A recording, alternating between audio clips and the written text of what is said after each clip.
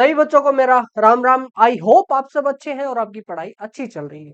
तो चलिए शुरू करते हैं आज के हमारे टॉपिक को। ये लास्ट टॉपिक रहने वाला है हमारी केमिकल काइनेटिक्स का। ठीक है, क्या है वो? हमने रेट ऑफ रिएक्शन को देखा था, वो कुछ किस किस चीज से अफेक्ट होता है। सबसे पहले थी कंसंट्रेशन ऑफ रिएक्टेंट, ठीक है, जहां पे रेट लाया। उसके बाद एक था आपका टेम्परेचर। अब वो टेम्परेचर ही हम देखेंगे। अब क्या है आज का topic? Temperature dependence of rate of reaction. जो आपको रेट ऑफ रिएक्शन है वो टेम्परेचर पे डिपेंडेंस लिखना था, डिपेंडेंस, ठीक है, ऑफ रेट ऑफ रिएक्शन। इसको हटा ही देते हैं। टेम्परेचर कुल मिला के ये टॉपिक आपका temperature dependence of rate of reaction. क्या है ये? देखो, सबसे पहले तो कुछ एक्सपेरिमेंटल फैक्ट्स की बात करेंगे, कुछ फैक्ट्स। और ये फैक्ट्स कैसे आपके? ये है एक्सपेरिमेंटल। जैसे कि पर 10 डिग्री राइज इन टेम्परेचर, पर 10 degree Celsius rise in temperature, rate constant become doubled। अगर आप किसी भी रिएक्शन को मान लो 25 डिग्री सेल्सियस पे करवा रहे हो और आपने फिर टेम्परेचर को कर दिया क्या? 35 डिग्री सेल्सियस। ठीक है, अब स्टार्टिंग में मान लो रेट था R1 और बाद में हुआ R2, तो जो आपका R2 होगा, rate R2 will be equal to 2R1। ठीक है, वो हो जाएगा डबल। और यहाँ पे ना देखो, रेट कांस्टेंट की बात आई है, यानी K की बात आई है। और एज वी नो कि rate is equal to the K concentration to the power X, या ऑर्डर जो हमारा होगा। ठीक है, तो रेट और के अंदर डायरेक्ट रिलेशन है, यानी अगर के इंक्रीज होगा तो आपका रेट भी ऑब्वियस सी बात है इंक्रीज होगा। अब जैसे एक सवाल है कि मान लो 25 डिग्री सेल्सियस था, रेट था R1, आपने टेम्परेचर किया 45 डिग्री सेल्सियस, तो बताओ जो R2 और R1 के बीच में है क्या रिलेशन आएगा? हमने पढ़ा है कि पर 10 डिग्री पे रेट क्या हो जाएगा? डबल। तो सबसे पहले वो 25 था, 25 से हुआ 35, 35 से हुआ 45। ठीक है, यहां R1 था तो यहां हो जाएगा 2R1। क्लियर है? अब जब यहां से आप 10 डिग्री राइज करोगे ना, तो जो भी यहां था इसका डबल हो जाएगा। अब ये है 2R1 तो यहां हो जाएगा 4R1। तो यहां पे R1 और R2 के बीच रिलेशन क्या आएगी? R2 is equal to 4R1।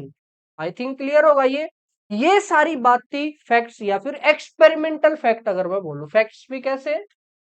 Experimental.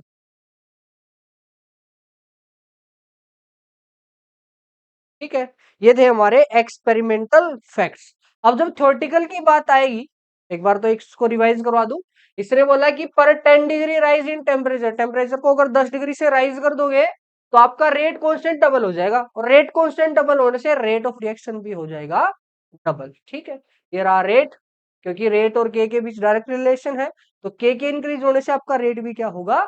Increase होगा। सेम ये एग्जांपल देखा कि अगर 25 से यहाँ 25 से 35 कर दोगे तो डबल हो गया, और अगर 25 से 45 कर दो, यानी 25 से 35, 35 से 45, तो R1 का 2R1 और उसका फिर डबल कर दो, 2R1 का हो जाएगा डबल, 4R1। अब अगर मैं बात करता हूं, ये तो था एक्सपेरिमेंटल फैक्ट। अगर थ्योरेटिकल की बात करूं कि रिलेशन क्या है रेट में और टेम्परेचर में, देखो एक चीज तो हमें पता लगी कि रेट जो है वो बढ़ेगा, लेकिन 10 डिग्री राइज का हमें पता लग गया। अगर 5 डिग्री राइज हो तब, 2 डिग्री राइज हो तब, या 0.5 डिग्री राइज हो तब हम क्या करेंगे? तो जो थ्योरेटिकल कंसेप्ट दिया वो हमारे को दिया अरहेनियस ने, जिसको बोलते हैं अरहेनियस कंसेप्ट। ठीक है, या फिर अरहेनियस इक्वेशन, अरहेनियस इक्वेशन।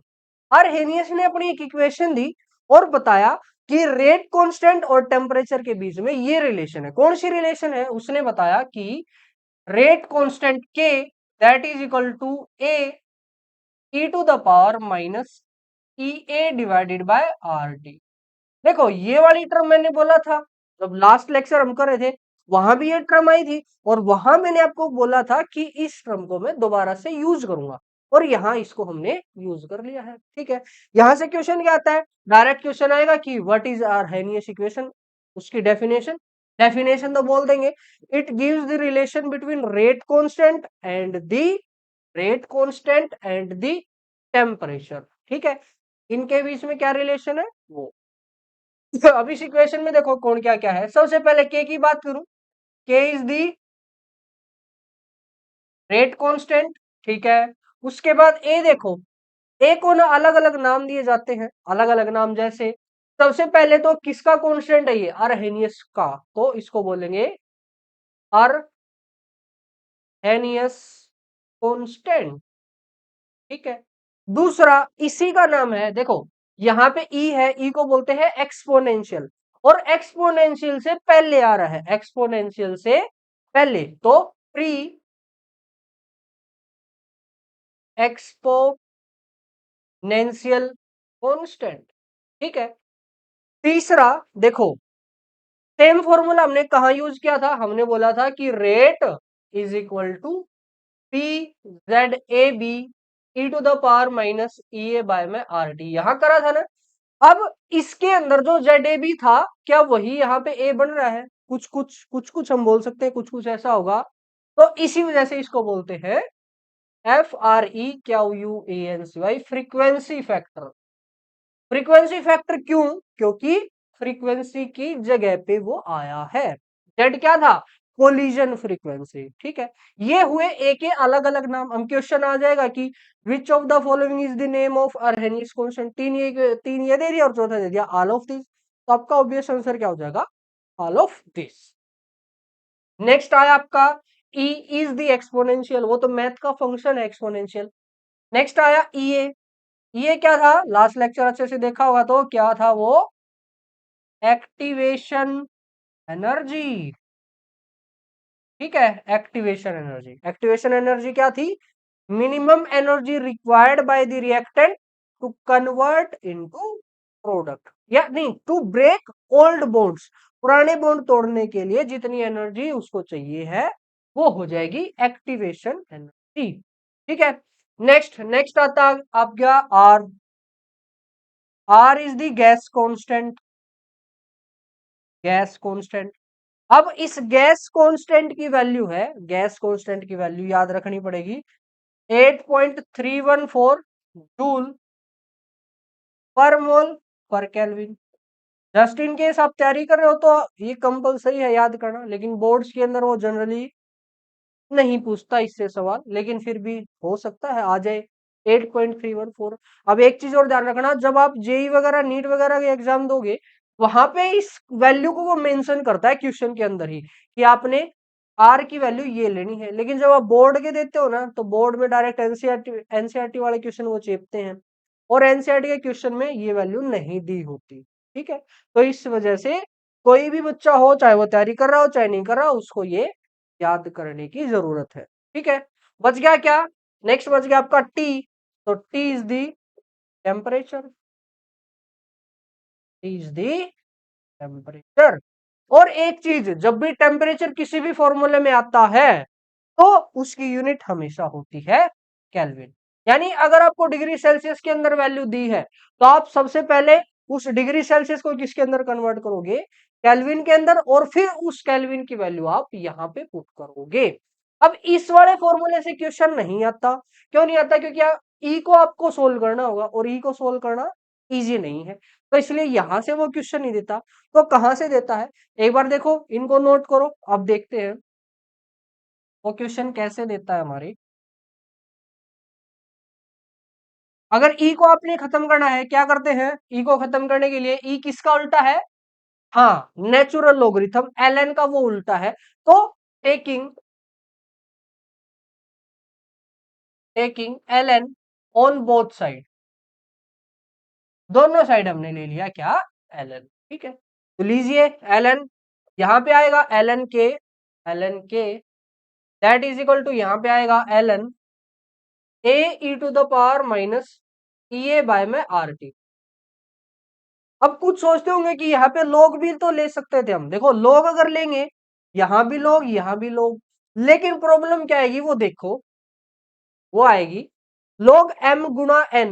आपका फॉर्मूला होता है log या फिर ln, या फिर ln m गुणा में n, that is equal to log m plus में log n। अब चाहे log हो चाहे वो वहां पे ln हो, फॉर्मूला सेम रहेगा। तो यहां भी ऐसा ही है, यहां मल्टीप्लाई हो रखी है a की और इस e की, ये पूरी एक टर्म है।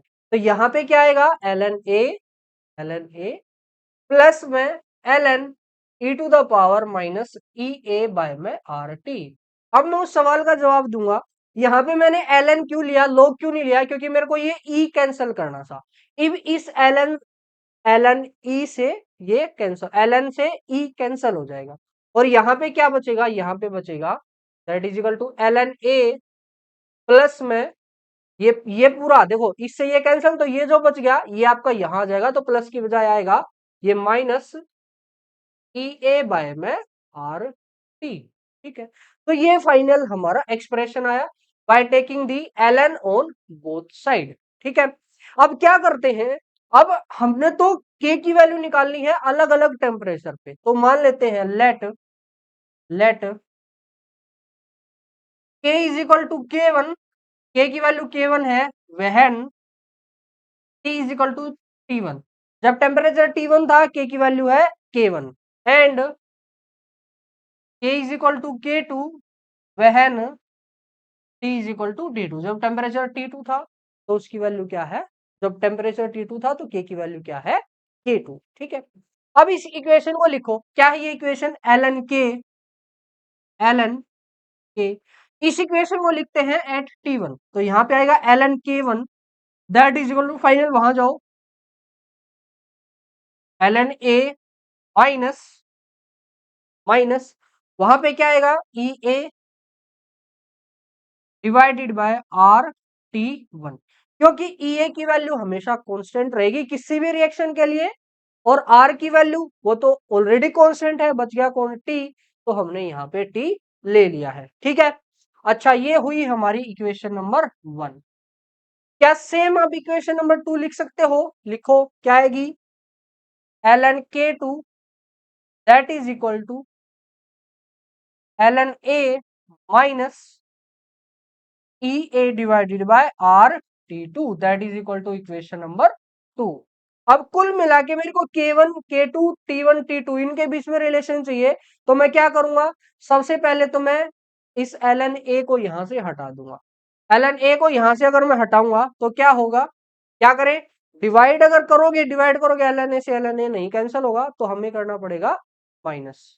क्या करना चाहिए, हमें हमें ना इन दोनों इक्वेशन को सब्ट्रैक्ट कर देना चाहिए, क्योंकि उससे ये कैंसल हो जाएगा। ठीक है, चलो सब्ट्रैक्ट करते हैं, किसमें से किसको सब्ट्रैक्ट करूं, सबसे पहले देखो मैं क्या कर रहा हूं, मैं यहाँ पे थोड़ी जगह खाली कर रहा हूं, इस लाइन को यहां से हटा दिया मैंने, ये हटा दिया, इसको भी यहां से हटा दिया, और इसकी जगह पे डायरेक्ट मैं लिख देता हूं, डायरेक्ट हमारी इक्वेशन आएगी ln k is equal to ln a minus E A divided by R. ठीक है, डायरेक्ट ये इक्वेशन आ गई। अब इस इक्वेशन से मैं ग्राफ भी ड्रॉ करूंगा बाद में, लेकिन पहले एक बार ना यहां से फॉर्मूला ड्राइव कर ले। मैंने क्या करा है, क्या करा है, डिवाइडिंग नहीं, डिवाइडिंग नहीं, हम सब्ट्रैक्ट कर रहे हैं ना, हाँ, सब्ट्रैक्टिंग टू फ्रॉम वन, या फिर 2 - 1 हमने कर दिया, तो यहाँ पे क्या आएगा ln k2 minus ln k1 that is equal to ln a से ln a कैंसिल हो जाएगा, तो यहाँ पे कुछ नहीं बचेगा। अब इसमें से ये सब्ट्रैक्ट करना है, यानी minus E A divided by R T two minus क्या करना है, E A divided by R T one. ठीक है, माइनस माइनस हो जाएगा प्लस। ठीक है, माइनस माइनस प्लस होते ही, चलो प्लस वाली को मैं आगे लिख लेता हूँ, इसको इधर लिख लेता हूँ, E A divided by R T one, यहाँ पे आ जाएगा E A divided by R T two. Clear है, अब देखो log m minus log n वो किसके बराबर होता है, log m बाय n, तो यहां से आ जाएगा ln k2 by k1 that is equal to, यहां से देखो E A by R common, E A divided by R common है और यहां से बचा 1/T1 माइनस 1/T2। तो this is the formula which gives the relation between ln k1 and k2 and t1 t2। ठीक है, अब और ज्यादा इसको हम सोल्व कर सकते हैं by putting ln as log। वो कैसे पुट करेंगे, यहाँ पे 2.303 आएगा multiply 2.303 log k2 by k1 that is equal to, यहाँ पे ये तो सेम रहेगा, EA divided by R 1/T1 minus 1/T2। ठीक है, अब इससे आगे इसको इधर ले आओ और फाइनल जो फॉर्मूला बनेगा वो बनेगा ऐसे log k2 by k1 that is equal to, यहाँ पे EA डिवाइडेड बाय, इधर आगे डिवाइड होगा 2.303 R और बाकी तो सेम है 1/T1 माइनस 1/T2। ठीक है, तो ये हमारी वो रिलेशन आ गई जो हमें चाहिए थी। यहां से भी डायरेक्ट एनसीईआरटी से, एनसीईआरटी के अंदर क्वेश्चन है जहां पे K1 K2 की वैल्यू दे रखी है, T1 T2 की वैल्यू दे रखी है और उसने EA पूछ लिया, या फिर हो सकता है वो K1 EA T1 T2 इन सब की वैल्यू दे दे और K2 पूछ ले। अलग अलग क्वेश्चन यहाँ से पूछे जा सकते हैं। ठीक है, लेकिन अगर नीट जेई की बात करूं तो डायरेक्ट यहाँ से क्वेश्चन नहीं आता, थोड़ा सा और वो एक्स्ट्रा दे देता है, या फिर इससे भी आ सकता है क्वेश्चन, हमारा कोई दिक्कत नहीं, चलो कर लेते हैं। ठीक है, अच्छा एक चीज और रहेगी हमारी, ये एक बार नोट करो।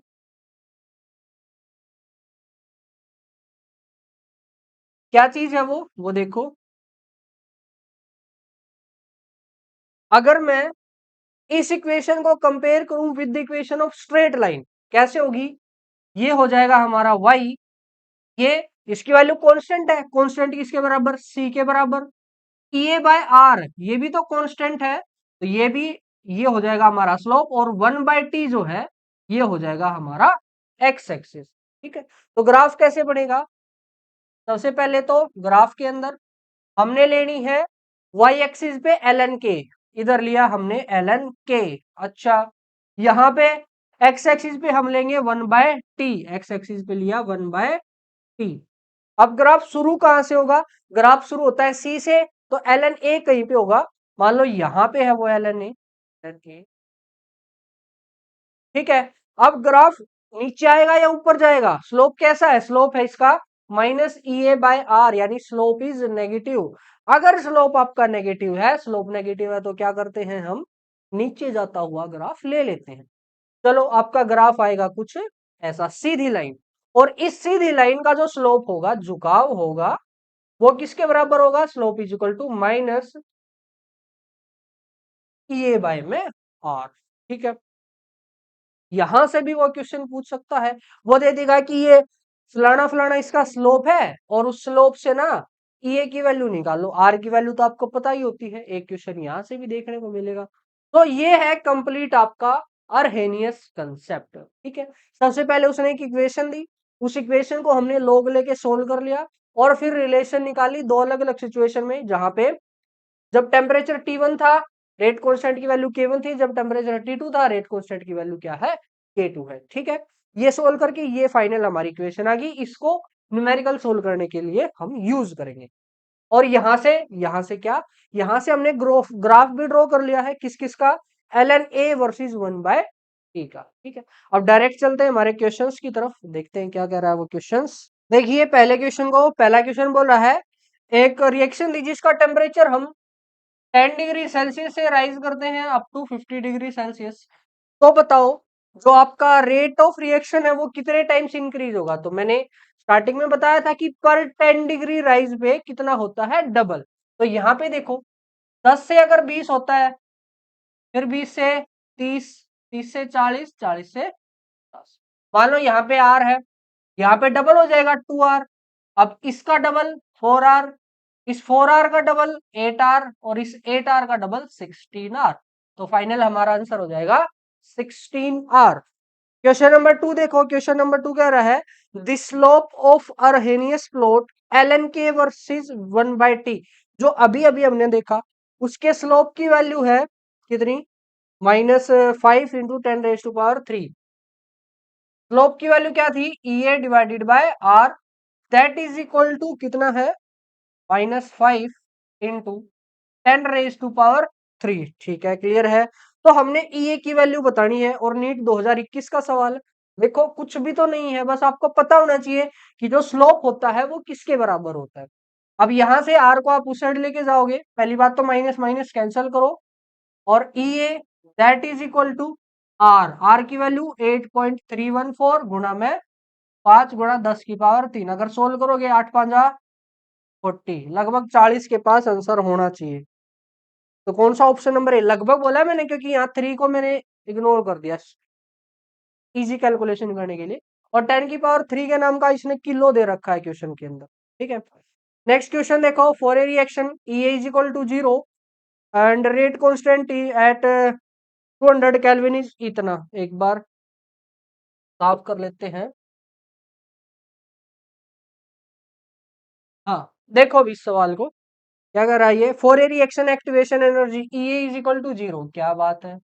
अब यहां से ना एक और कंसेप्ट आता है, क्या कंसेप्ट, कि activation energy of any reaction can be 0, हो सकती है वो 0, कब हो सकती है, जब आपको बॉन्ड तोड़ने की जरूरत ना पड़े, उस केस में एनर्जी क्या हो जाएगी 0, या फिर ऑलरेडी रिएक्टेंट के पास इतनी एनर्जी है, वो इतना अनस्टेबल है कि वो अपने बॉन्ड खुद ही तोड़ रहा है, ठीक है। जब भी उसको कोई अच्छा दिखेगा तो वो एक्स्ट्रा एनर्जी रिक्वायर उसे करने की जरूरत नहीं है, डायरेक्ट वो ऐसे देखो, इस साइड में मान लो एनर्जी है, ठीक है, और यहाँ पे आपकी रिएक्शन है, यहाँ पे रिएक्टेंट था, अब रिएक्टेंट के पास ऑलरेडी इतनी एनर्जी है, इतना वो अनस्टेबल है कि वो अपने बॉन्ड खुद तोड़ ले, तो वो ऊपर जाने की बजाय डायरेक्ट यहां से ही क्या बना लेगा, वो प्रोडक्ट बना लेगा।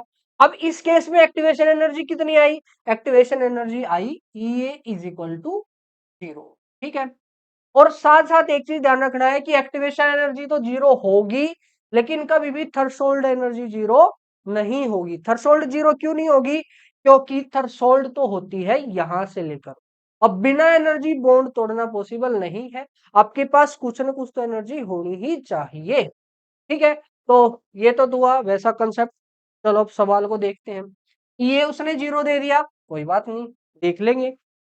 उसके बाद उसने बोला कि जब आपका के टेम्परेचर जो है वो 200 के है, तो आपके रेट कांस्टेंट की वैल्यू है K1 is equal to 1.6 into 10⁻⁶, ठीक है।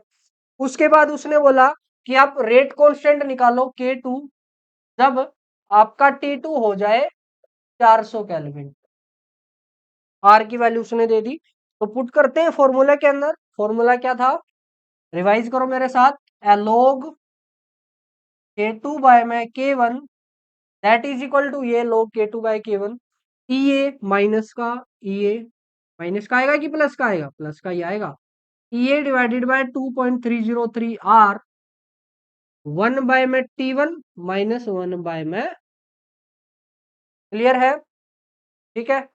अब यहाँ पे क्या करना है, ये की वैल्यू पुट कर दो, ये की वैल्यू 0, ये की वैल्यू जैसे ही आपने यहाँ पुट करी, ये सारा मामला निपट गया, ठीक है। और यहाँ आया आपका log K2 बाय में K1, ठीक है। अब देखो जब भी आप log को उस साइड फेंकते हो, अगर आपको पता नहीं है तो आप log को उस साइड फेंक दो, वैसे पता होना चाहिए कि log की वैल्यू 0 तब आती है जब पावर हो 1, ठीक है, यानी यहाँ पे हो 1। लेकिन फिर भी हम देख लेते हैं, अगर आप इस log को उस साइड फेंकोगे वो क्या बन जाएगा, ln को फेंकते हो तो e की पावर में जाता है, log को फेंकते हो 10 की पावर में जाएगा, यानी log को फेंक दिया हमने K2 by K1 that is equal to 10 की उस साइड जो भी है पावर में 10 की पावर 0, 10 की पावर 0 इज 1। अब यहाँ पे 1 आने का मतलब क्या है, K2 is equal to K1, तो आपका आंसर यही आ जाएगा 1.6 इंटू 10⁻⁶। तो यहाँ पे देखो कैलकुलेशन कितनी ज्यादा जरूरत नहीं पड़ती। अब मूव करते हैं हमारे इस चैप्टर के बिल्कुल लास्ट टॉपिक पे। वो लास्ट टॉपिक क्या था, देखो इफेक्ट के अंदर हम एक चीज और पढ़े थे, क्या पढ़े थे हमने, हमने देखा था कैटलिस्ट को, ठीक है। कैटलिस्ट, कैटलिस्ट क्या है, catalyst is any substance which can change the rate of reaction, वो रेट ऑफ रिएक्शन को चेंज कर देता है without taking part in any chemical reaction, वो रिएक्शन में पार्ट नहीं लेता, लेकिन बिना पार्ट लिए भी वो रेट को चेंज कर देता है।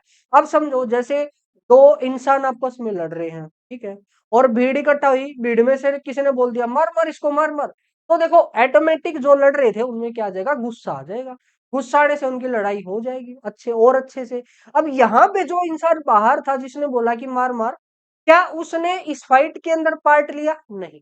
लेकिन फिर भी उस फाइट को क्या कर दिया, फाइट को स्पीड अप कर दिया, तेज कर दिया कि जल्दी फाइट हो, तो क्राउड है वो भी एंटरटेन हो। ठीक है, तो उस पदार्थ को या उस प्राणी को हम बोलते हैं क्या, कैटलिस्ट। सेम काम हमारी रिएक्शन के अंदर होता है।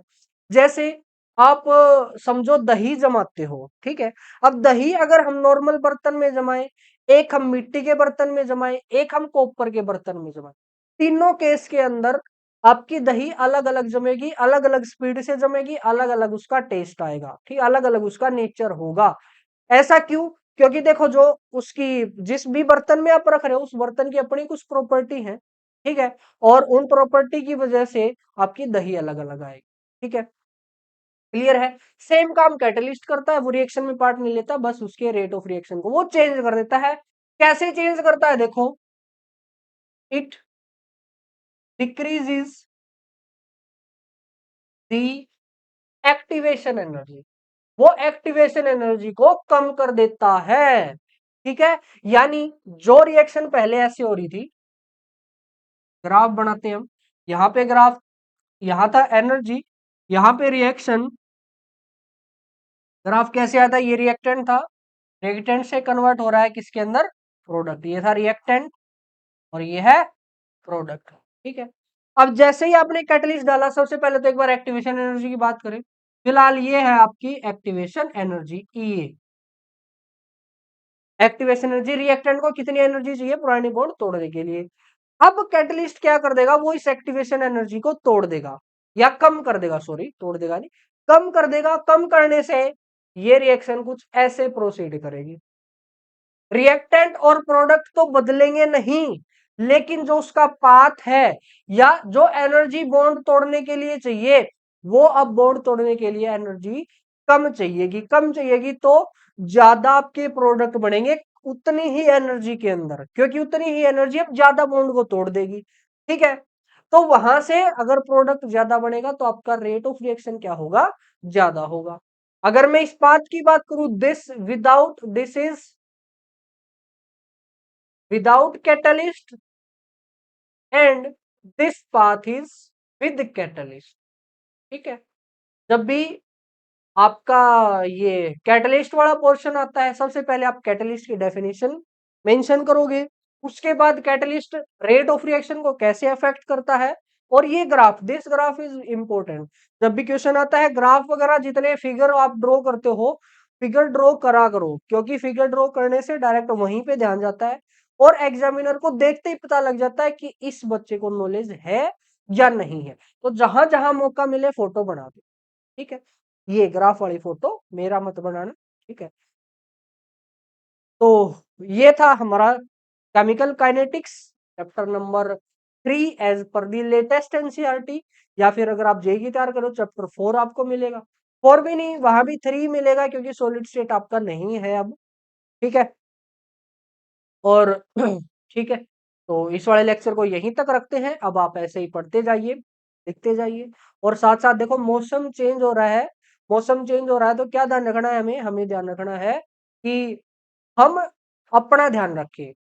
अपना ध्यान का मतलब है ये जो आती हुई ठंड है, यहाँ पे लोग दिखावा करने के लिए कपड़े नहीं पहनते, ऊपर से कपड़े नहीं पहनते। क्यों? क्योंकि देखो उनको आसपास दिखाई दे रहा है कोई भी कपड़े नहीं पहन रहा, तो मैं भी कोट या जर्सी नहीं पहनूंगा, लेकिन एक्चुअल में आपको ऐसा नहीं करना है।